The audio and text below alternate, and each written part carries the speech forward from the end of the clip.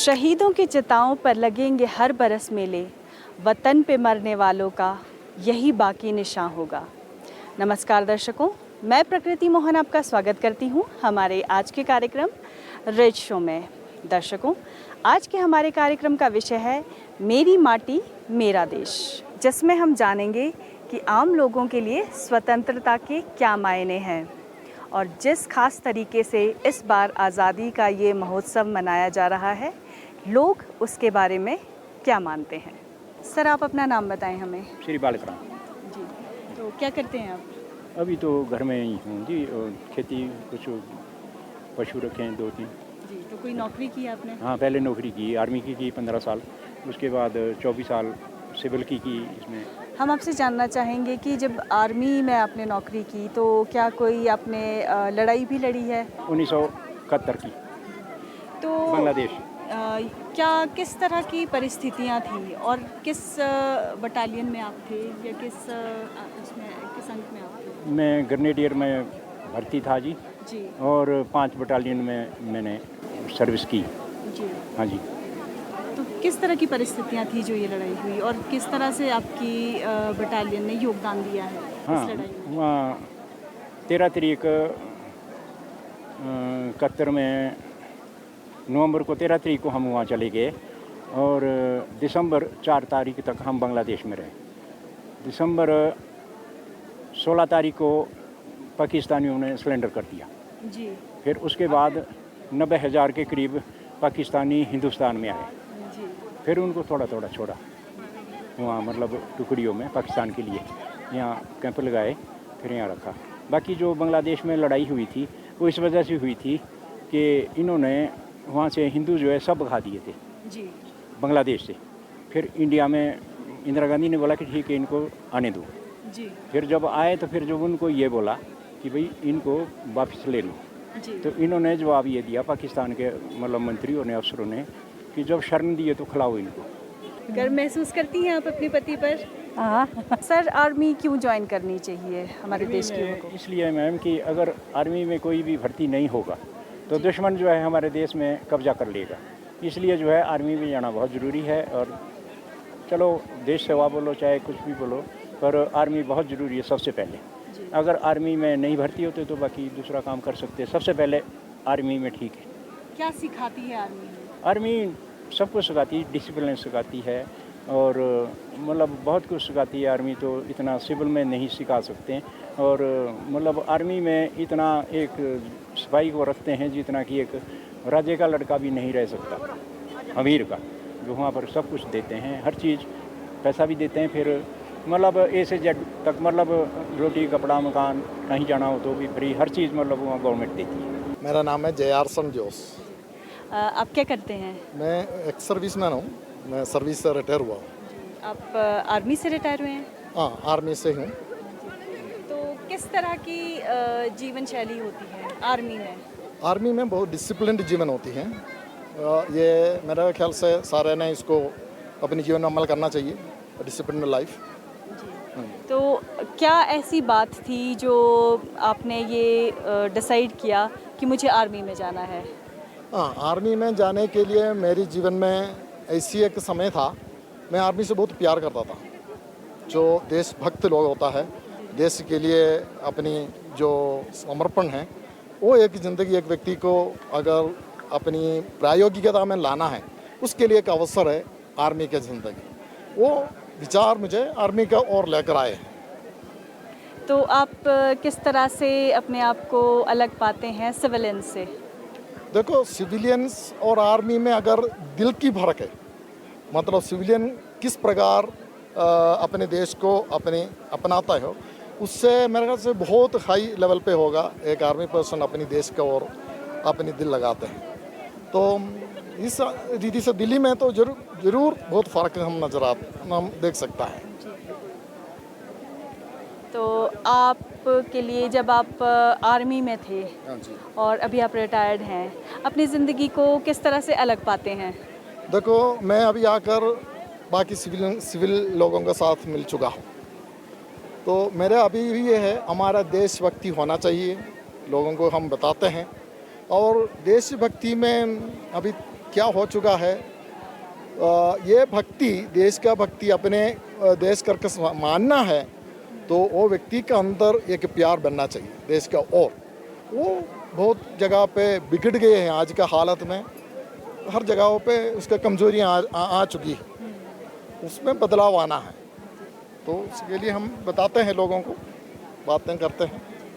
तो आपको क्या लगता है कि जो युवा हैं देश के, उनको आर्मी में क्यों जाना चाहिए या फिर किसी भी डिफेंस फोर्स में क्यों जाना चाहिए?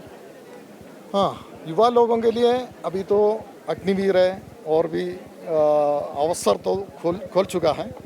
अगर युवा लोग जाएगा, अगर उनके लिए एक डिसिप्लिन लाइफ मिलेगा और उनके अंदर वो भावना और बढ़ेगी, अपने देश का मूल्य क्या है, किस प्रकार होते हैं, इस रीति का एक मूल्य उनके जीवन में भी आएगा।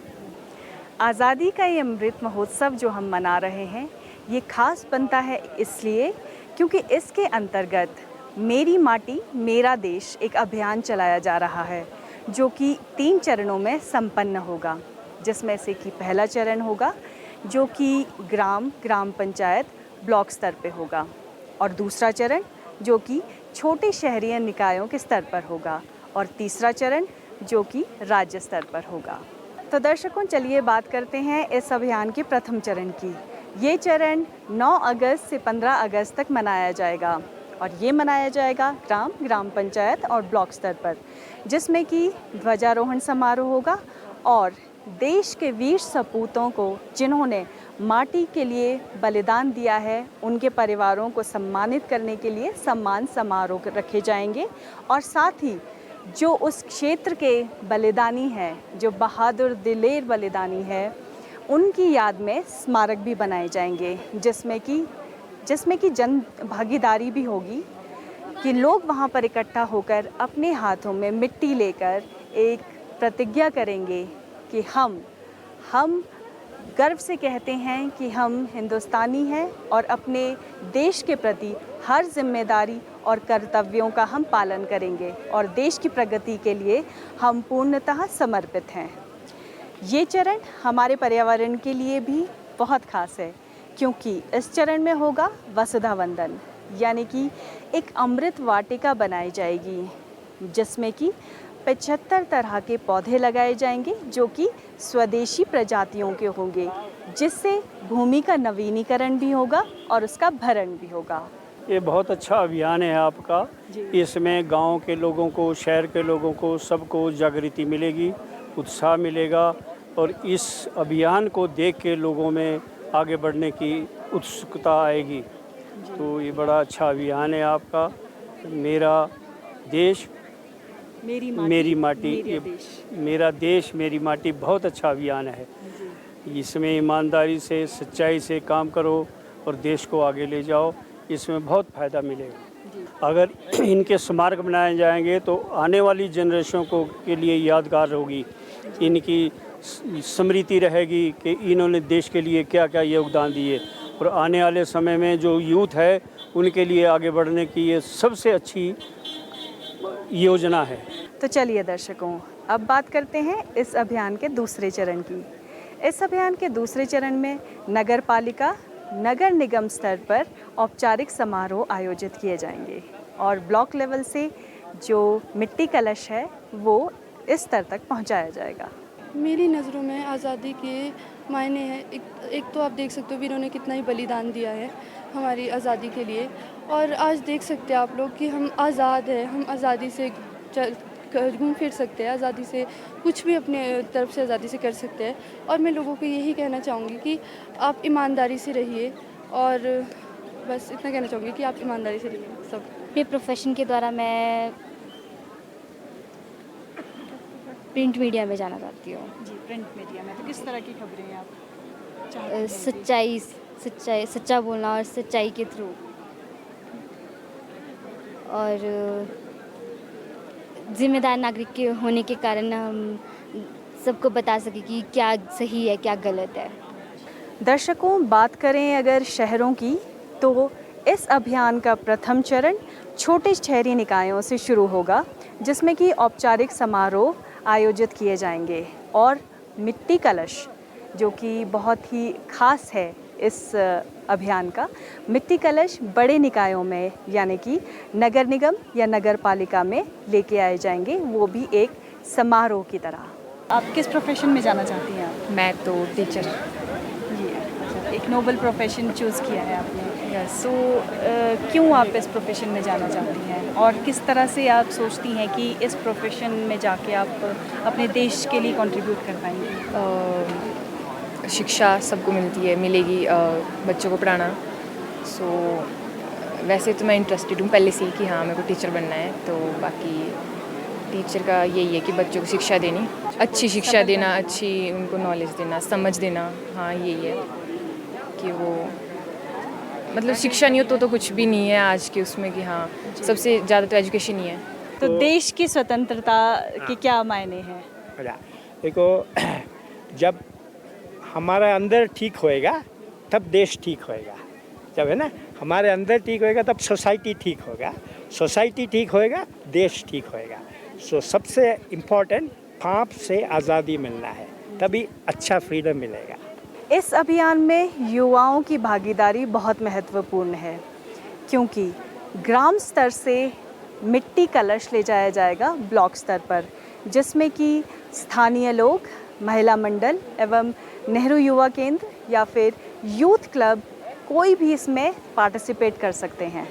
और इस अभियान के तहत जो मिट्टी कलश ब्लॉक स्तर पर और नगर पालिका, नगर निगम स्तर पर इकट्ठे किए गए थे, उन्हें 16 से 25 तारीख तक भेजा जाएगा नई दिल्ली कर्तव्य पथ पर। जो हमारी यंग जनरेशन है, युवा जो है हमारा, इसको इस कार्यक्रम में किस तरह से भाग लेना चाहिए? हाँ, बहुत अच्छी बात है। युवाओं को इसमें आगे से आगे आना चाहिए और जैसे आप मिट्टी दिल्ली ले जा रहे हैं, उनको इसमें सहयोग दे के साथ जाना चाहिए और वहाँ जाके पूरी पार्टिसिपेट करके उनके साथ रहना चाहिए। सब कुछ कार्यक्रम में उनको हिस्सा लेना चाहिए और देश के लिए अच्छे रहना चाहिए। तो इस कार्यक्रम में शामिल होने से मतलब किस तरह की सोच पैदा होगी हमारे जो युवा हैं उनमें? देश को ऊंचा उठाने की, देश की रक्षा करने की और देश की सेवा करने की यह आदमी के अंदर आएगी, विश्वास आएगा और देश को बढ़ाने के लिए, ऊंचा करने के लिए उनके अंदर जागृति आएगी। अभियान के तीसरे चरण में राज्य सरकारों द्वारा राज्य की राजधानी में समारोह आयोजित किए जाएंगे, जो कि मेरी माटी मेरा देश अभियान को समर्पित होंगे। किस तरह से समझते हैं आप युवाओं की किस तरह की भागीदारी है और आप कैसे गर्व महसूस करते हैं? इसमें ऐसा है जी कि जो युवा लोग हैं इनको आगे बढ़ना चाहिए हैं, जो स्वतंत्रता ये है उसमें भी आगे आना चाहिए, पुलिस लाइन में आगे आना चाहिए है, युवाओं को आगे बढ़ना चाहिए। इसमें खुशी की बात होती है और गर्व होता है इस चीज़ का। और ग्रामीण स्तर पर ये चलाया जा रहा है। हाँ जी। क्या लोगों का दृष्टिकोण बदलेगा इससे? इससे लोगों के जो है जो सोच है वो अच्छी जागृत होएगी, क्योंकि जो भी अभियान जो चला हुआ है, जो केंद्र सरकार ने चलाया हुआ है, इसमें जो है अच्छी जागृति इसमें महसूस करेंगे। जो भी स्मारक बनाएंगे, जो भी पौधारोपण करेंगे वो अच्छा लगेगा। जी। हाँ जी। पर्यावरण संबंधी आप क्या विचार रखते हैं? पर्यावरण इसमें जितने भी पौधे रोपण होएगा उसे पर्यावरण में तो सुधार आएगा। हाँ जी सुधार आएगा ही आएगा जी। तो वो भी अच्छा है, क्योंकि पर्यावरण हमारा उसमें साफ रहेगा, अच्छी जलवायु मिलेगी।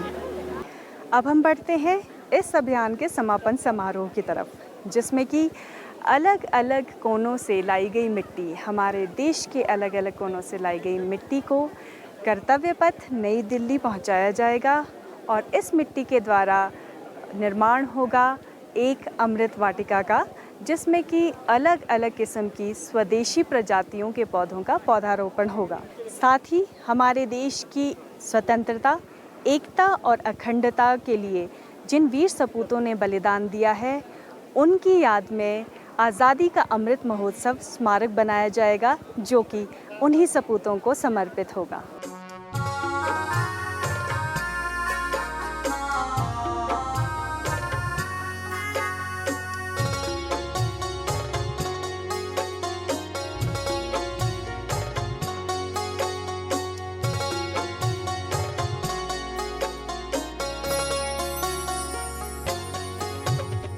जय हिमाचल वीर भूमि देश ने गुण गाया है, देश की आजादी में तूने अपना फर्ज निभाया है। जय हिमाचल, जय हिमाचल, जय हिमाचल वीर भूमि देश ने गुण गाया है, देश की आजादी में तूने अपना फर्ज निभाया है। जय हिमाचल, जय हिमाचल।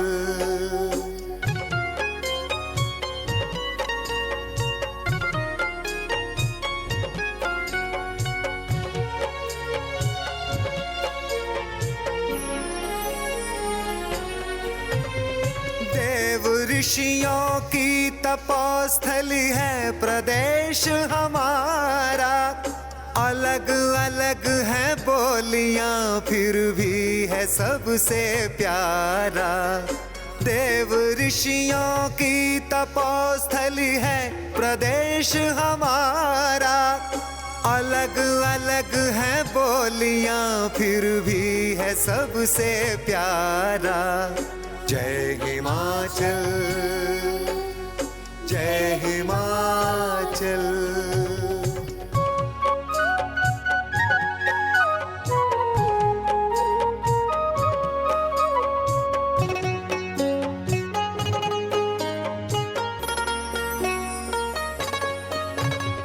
करता है ये देश आज नाज उन शहीदों पर, जन्म जिसने देवभूमि हिमाचल में पाया है।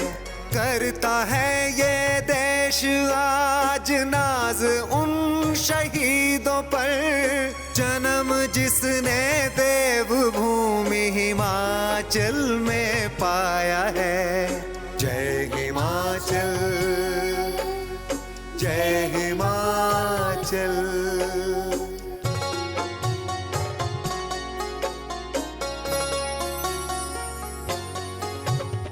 छोटी छोटी रियासतों में बंटा हुआ परदेश था, अंग्रेजों ने भी इसी का फायदा उठाया था। छोटी छोटी रियासतों में बंटा हुआ परदेश था, अंग्रेजों ने भी इसी का फायदा उठाया था। जय हिमाचल, जय हिमाचल।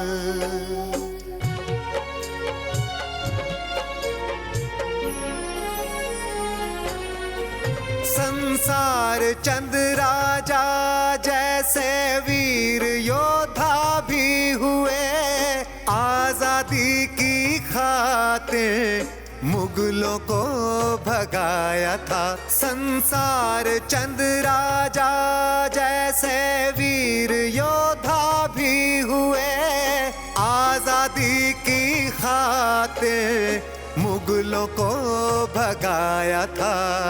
जय हिमाचल, जय हिमाचल।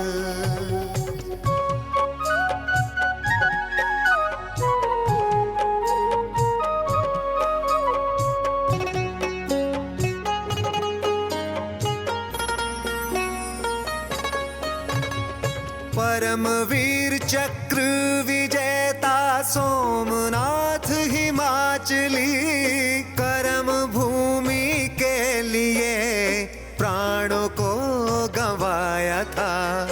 परमवीर चक्र विजेता सोमनाथ हिमाचली, कर्म भूमि के लिए प्राणों को गंवाया था। जय हिमाचल, जय हिमाचल।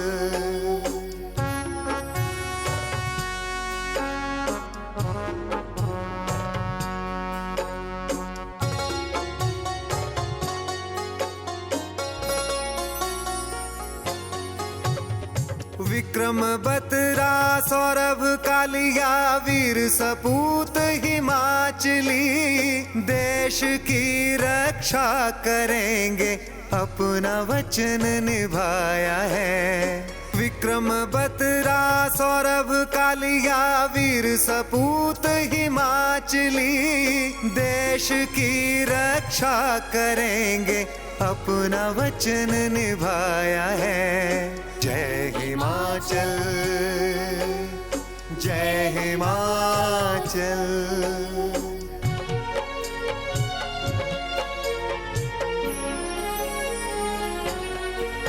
आजादी का अमृत महोत्सव मिलके हम मनाएंगे, देश के शहीदों को श्रद्धा के पुष्प चढ़ाएंगे।